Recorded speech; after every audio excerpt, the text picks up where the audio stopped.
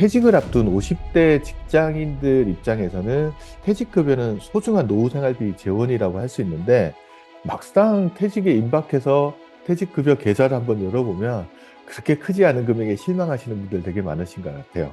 재직 과정에서 도대체 퇴직급여는 다 어디로 사라진 걸까? 이와 관련해서 이제 미래세투자연금센터에서 퇴직급여가 어떻게 누수되고 있고 왜 연금화되지 못하는지, 연금으로 수령하지 않는지에 대해서 리포트가 최근에 하나 발간된 것이 있습니다. 이 리포트를 쓰신 분이 이규성 연구원인데 오늘 이규성 연구원 모시고 우리 50대들의 퇴직급여 다 어디로 사라졌는지 그 부분, 그리고 어떻게 하면 퇴직급여 축적을 더 많이 할 수 있고 연금화 시킬 수 있는 방법이 있는 건지 그 구체적인 대책에 대해서 한번 살펴보도록 하겠습니다.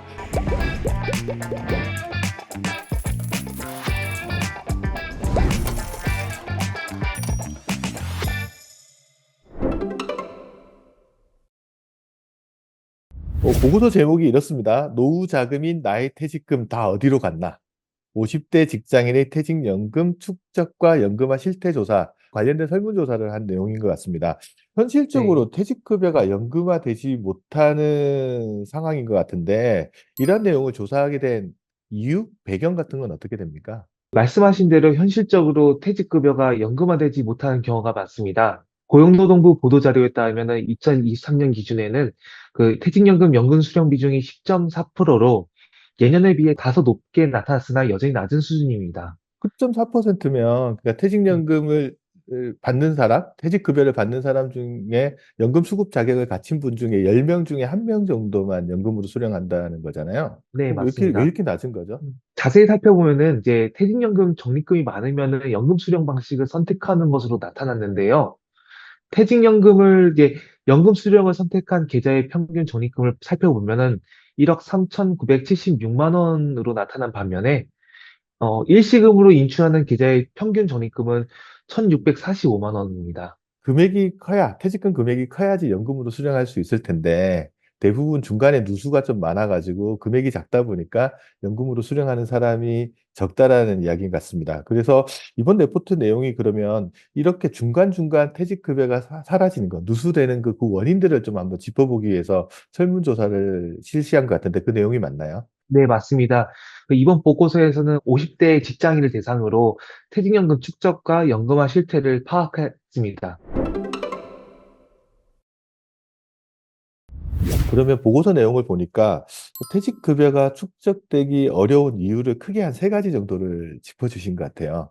어떤 게 해당하는 건가요? 근로자의 퇴직급여 축적이 어려운 이유 세 가지. 첫 번째는 퇴직연금의 가입 여부이고, 두 음, 번째는 잦은 이직, 세 번째는 퇴직금 중간 정산 및 중도 인출입니다. 잦은 이직이나 아니면은 중간 정산 같은 거는 어느 정도 이해가 되는데 첫 번째 이유로 드신 게 퇴직연금 가입 여부가 축적에 영향을 미친다 이렇게 말씀을 하셨잖아요. 그 이야기 네. 조금 더 자세하게 한번 해주셨으면 좋을 것 같습니다. 퇴직연금 가입 여부는 그 연금자산 축적에 매우 큰 영향을 미쳤습니다. 설문조사에 따르면은 퇴직연금에 가입한 근로자의 은퇴 시점 예상 퇴직연금 자산은 평균 1억 4,016만 원으로 미가입자의 예상 자산인 9,350만 원에 비해 약 67%더 많았습니다. 여기서 약간 생소한 개념들이 들어오는 것 같아요.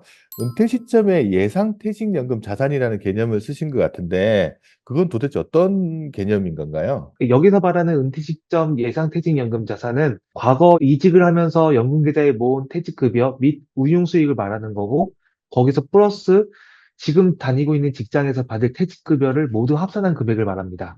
그러니까 옛날에 음, 이직했으면 음, 이직할 때 퇴직급여 받았을 음, 텐데, 음. 그때 받았던 퇴직급여를 뭐 연금계좌, IRP나 네, 연금저축계좌에 넣어놓은 돈, 또 그거 네. 운용해서 늘어난 수익, 그 다음에 이번 지금 다니고 있는 직장에서 받는, 나중에 퇴직하는 시점에 받는 돈, 그거를 은퇴 시점에 예상퇴직연금 자산, 이런 개념으로 정리한 거네요. 그럼 퇴직연금도 제도가 좀 나뉘잖아요? 네. 확정급여형, 확정기여형 나뉘는데 음. 제도별로도 좀 차이가 나나요? 네, 그 퇴직연금제도 가입 유형별로 연금자산이 얼마나 모였는지에 대해서도 보고서에 포함되어 있습니다. 조사 결과에 따르면은 DC형 퇴직연금 가입자의 은퇴 시점 예상 퇴직연금 자산은 가장 많았고, DB형 퇴직연금 가입자의 예상 퇴직연금 자산은 뒤이어 나왔고, 그 다음에 마지막으로 퇴직금 제도, 즉, 음. 퇴직연금 미가입자의 경우에는 예상퇴직연금 자산이 유형 중 가장 적게 나왔습니다. 그럼 이렇게 퇴직연금 자산이 축적된 규모 아니면 예상하는 그 규모가 연금화에 미치는 거, 연금으로 수령할지 여부를 결정하는 데도 어느 정도 영향을 미치는 걸로 나왔나요? 이를 파악하기 위해 응답자의 예상퇴직연금 자산 5분위로 나눠서 살펴보았습니다. 예상퇴직연금 자산 하위 20%, 즉 2천만 원도 못 모을 것으로 예상한 응답자 중 49.3%가 퇴직연금 미가입자였습니다. 예상퇴직연금 자산은 이제 규모별로 다섯 덩어리로 나눠봤더니 그중에 가장 규모가 작은 사람이 2천만 원도 안 되겠다라고 답하신 분들이 한 20%, 거기 속한 사람 중에 절반 가까이가 퇴직연금에 가입하지 않았다라는 이야기인 거네요. 네, 그러면 맞습니다. 퇴직연금 미가입자들의 규모가 좀 예상퇴직연금 자산 규모가 적다라는 걸 볼 수 있는데, 그러면 전체 숫자를 놓고 봤을 때 퇴직연금에 가입하지 않은 사람들, 가입한 사람들이 연금으로 수령하겠다라는 의향을 표시했을 거 아니에요. 그 네. 비중이 어느 정도 되나요? 퇴직연금 미가입자 중에 그 연금 수령 방식을 선택하겠다고 답변한 비중이 39%입니다. 음, 반면에 퇴직연금 가입자는 61%가 연금 수령 방식을 선택하겠다고 답변했습니다. 추론을 음, 해보면 음, 퇴직연금 미가입자 경우는 규모 자산이 적다 보니까 연금 선택 비중이 상대적으로 조금 낮게 나오고, 반대로 퇴직연금 가입자들은 규모가 크다 보니까 연금 수령 의향이 조금 더 높게 나온 것 같다라고 이제 추정을 하시는 것 같은데, 저는 조금 약간 다른 생각을 할 수 있을 것 같아요. 그 퇴직연금 가입 여부가 연금 자산의 형성에 영향을 미쳤다고 생각할 수도 있지만, 둘 사이에 인과관계가 있다고 보기보다는 좀 약간 상관관계 정도가 있다고 생각할 수 있을 것 같거든요. 예를 들어서 퇴직연금 도입률을 보면 대기업이 많잖아요. 네, 맞습니다. 음, 그러다 보면 대기업에 음, 있는 분들은 상당히 급여 수준도 생각보다는 높고, 그러다 보니까 축적된 자산 규모가 좀 많은 것 같고, 상대적으로 도입률이 낮은 회사들은 중소기업이 조금 더 많다 보니까 축적된 자산 규모가 좀 더 적을 수도 있을 것 같은데, 엄밀하게 보면 인과관계라고 보기보다는 상관관계라고 보는 것들이 조금 더는 맞지 않을까요? 어떻습니까? 말씀하신 부분도 맞습니다. 퇴직연금 가입 여부가 전체를 설명하는 건 아니지만은 그래도 명확하게 나왔던 거는 이제 퇴직연금 미가입자가 연금자산 축적이 낮고 또 연금 수령 비중이 낮다는 거는 사실이기 때문에 그 부분을 반영하였습니다. 그러니까 설문조사 결과에 명확하게 나타난 거는 퇴직연금 음, 가입한 사람이 자산 축적 규모도 크고 연금 수령 의향도 음. 높았다는 사실만은 분명하게 이번 설문조사로 파악된 내용이라고 볼 수 있을 것 같네요. 그러면 두 번째 원인은 이제 근로자의 잦은 이직이라고 이야기를 하셨는데, 50대 직장인들 중에 얼마나 자주 이직을 했는지 과거, 그것도 이번 설문조사를 통해서 나왔겠네요. 네, 설문조사의 결과에 따르면은 50대 직장인 중 67%가 이직 경험이 있다고 응답했습니다. 그러면 응답자 음, 중에 3명 중에 2명은 과거에 이직을 했다라는 이야기인 것 같네요, 그러면. 네, 네. 그들 중에서 이제 이직 횟수가 얼마 되냐 물어보니까 평균적으로 이직 횟수는 2.6회로 조사되었습니다. 그리고 더 파고들어서 살펴보면은 현재 응답자가 근로하고 있는 회사 규모가 작으면은 이직 경험이 좀 더 많은 것으로 조사됐습니다. 그러면 음. 이런 이직 경험, 그러니까 과거 직장을 옮겨 다녔던 경험이 연금 자산 축적하고는 어떤 연관성이 보였나요? 원래는 퇴직하면서 받는 퇴직급여를 IRP 연금저축 등 연금계좌에 온전히 갖고 있으면서 계속 불려나가야 되는데 응답자의 43.8%가 직접 근무한 회사로부터 받은 퇴직급여를 모두 다 써버린 것으로 응답했습니다. 상당히 많은 사람들이 이거를 다 써버리고 음, 연금저축계좌나 아니면 IRP 계좌에 옮겨놓지 않고 다 써버렸다, 이건 거죠. 네네. 이 조사가 꽤나 놀라운데, 직접 음, 근무한 회사로부터 받은 퇴직급여를 연금계좌에 온전하게, 그러니까 다 옮겨놓은 사람 비중은 한 어느 정도 되는 거예요? 이것도 놀랐습니다. 응답자의 12.1%만이 직접 근무한 회사로부터 받은 퇴직급여를 연금계좌에 넣은 것으로 나타났습니다. 좀 안타까운 아, 부분도 있었습니다. 응답자의 한 14.2%가 직접 근무한 회사로부터 받은 퇴직급여를 연금 계좌가 아닌 일반 계좌에 넣었다는 점입니다. 근데 일반 계좌에 집어넣었다는 말은 이거는 연금 계좌 말고 다른 그냥 뭐 다른 은행 계좌나 뭐 이런 데다가 집어넣어 놓고 그거를 보관하고 있다는 소리잖아요. 굳이 그럴 네, 필요가 맞습니다. 없을 것 같아요. 노후자금을 쓸 것 같으면 연금 계좌로 음, 집어넣으면 퇴직소득세도 할인 음, 받아가지고 연금으로 음. 받으면 적게 받고 이런 혜택이 있을 텐데 왜 그랬을까 좀 의문이 들기는 하는데. 예전에 IRP 의무 이전 제도 시행 이전에는 이제 그동안 직장인들이 퇴직급여를 받으면은 연금 계좌에 넣겠다는 생각을 미처 하지 못한 것으로 보여집니다. 그러면 직전 회사로부터 퇴직급여를 어떻게 하였는가에 따라 최종적으로 모은 퇴직급여 이게 예상퇴직연금 자산은 규모가 좀 달라질 거 아니에요. 거기 관련돼서는 어느 정도 차이가 나는가요? 직전 회사로부터 받은 퇴직금을 모두 소진했다고 응답한 그룹의 예상 퇴직연금 자산은 한 9,208만 원 아, 정도이고, 9,200만 원. 그다음에 퇴직급여를 모두 연금기재에 넣었던 그룹의 예상 퇴직연금 자산은 1억 8,517만 원입니다. 2배 정도 차이 나네요. 네. 아까 말씀드린 퇴직급여를 이제 연금계좌가 아닌 일반 계좌에 넣었다고 응답한 그룹의 예상 음. 퇴직연금 자산은 한 1억 817만 원으로 나타났습니다. 그러니까 일반 계좌에 음, 보관하고 있는 사람도 규모가 음, 조금 작은 거네요. 예, 작은 편입니다. 그럼 퇴직급여를 모두 다 써버렸다. 이게 아까 43.8% 정도 된다고 말씀하셨잖아요. 해당 네. 응답자들이 받은 퇴직급여는 근데 그러니까 전부 썼거나 일부 썼거나 하신 분들이 이 돈을 도대체 어디다 썼을까요? 그것도 조사해 봤는데요. 32.6%는 주택 구입, 전월세 마련, 음, 전월세 보증금 마련 등 집 주택 사는데 자금으로 사용했고, 26%는 부채 상환, 음, 나머지 41%는 소비성 지출로 사용했습니다. 음, 또 거기에서 안타까운 부분은 응답자의 11.3%가 자신이 받은 퇴직금을 어디다 쓴지도 모른다고 답한 부분입니다. 즉, 받은 음. 퇴직금을 계획 없이 지출한 분도 꽤 있는 것으로 뭐 나타났습니다. 규모가 작아서 그럴 수도 음, 있겠지만 그냥 음, 관리 안 하다 보고 뭐 그냥 넣어놨다가 그냥 음, 필요할 때마다 이렇게 저렇게 음, 써다 보니까 이 돈 음. 도대체 어디로 갔는지 기억이 그러니까 명확한 용도를 기억하기 힘든 거잖아요. 이분들 입장에서는. 그럼 요즘은 또 한 직장에서 오래 일하는 보다는 이제 이직에 대한 개념이 뭐 이직하는 것 좀 자유롭게 하시는 분들이 꽤 많아지고 있는데 이직하면서 받은 퇴직금에 대한 대책 같은 게 조금은 필요할 것 같아요. 그러면. 요즘 근로자들은 한 직장에 오래 근무하는 것보다 이제 다양한 직장 경험을 쌓는 것을 더 선호하는 경향이 있는 것 같습니다.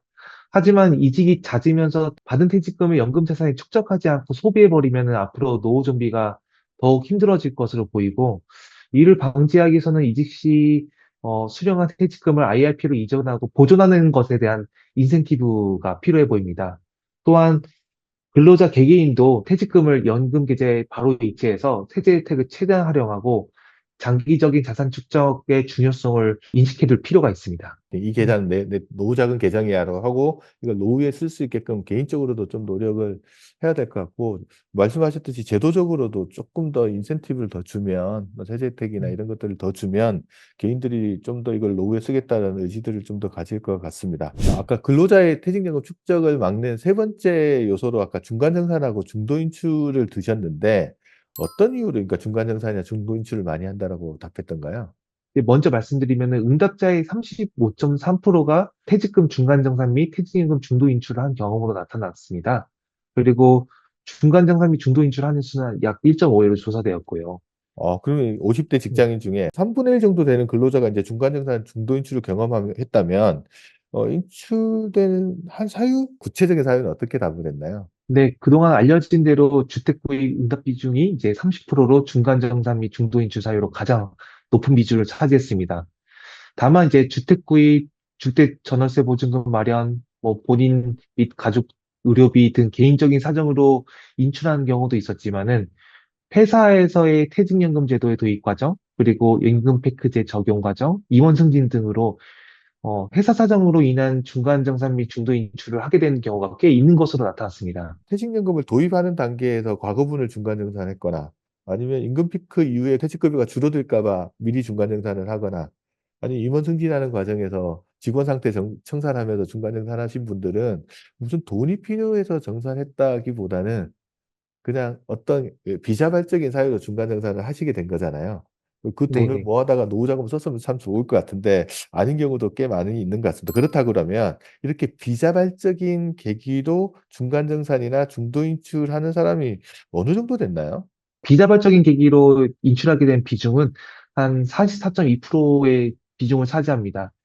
나머지 이제 개인적인 이유로 인출한 사람은 55.8%로 음, 개인적인 사유하고 회사 사정하고 그게 큰 차이가 나타나진 않았습니다. 비자발적인 음, 계기로 이렇게 음, 하신 분들은 그 돈을 내 퇴직급여라고 인식을 하고 잘 모아놨다가 이제 노후 자금으로 쓰거나 연금화 시킬 수 있는 방안이나 대책 같은 것들을 좀 꼼꼼하게 세워둬야 노후가 좀 더 풍성해질 것 같은데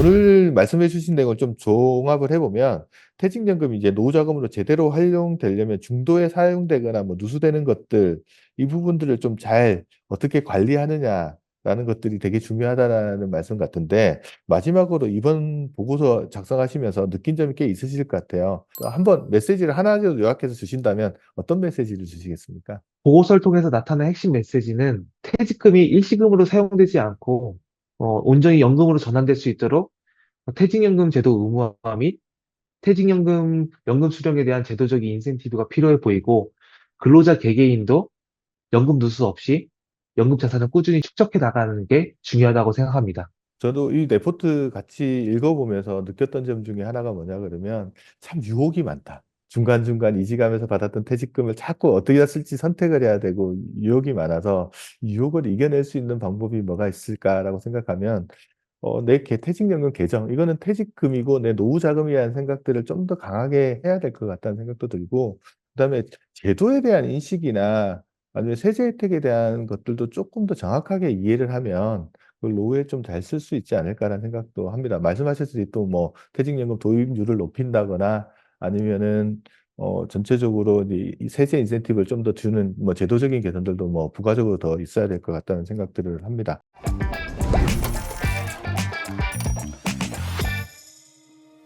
이번 레포트를 통해서 인제 이 방송 들으시는 분들이 '아 퇴직급여가 내 노후 자산이구나. 내 노후 생활비 재원이구나. 연금으로 수령할 때 어떤 혜택이 있구나.' 하는 것들을 인식하는 좀 계기가 되었으면 좋겠다라는 내용을 하면서 오늘 방송 같이 해 주셔서 너무 감사합니다.